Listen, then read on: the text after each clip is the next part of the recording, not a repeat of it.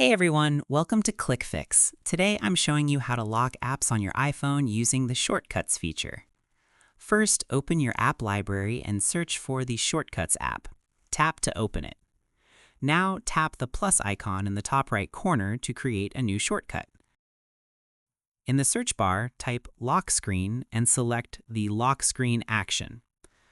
Then go back. This shortcut will be auto-saved. Next, we need to set up automation for app locking. Tap on the Automation tab at the bottom, then tap the plus icon or New Automation. Search for App and select it. Choose the app you want to lock. For example, let's select App Store and tap on tick icon on top right corner. Then tap on Run Immediately and tap Next.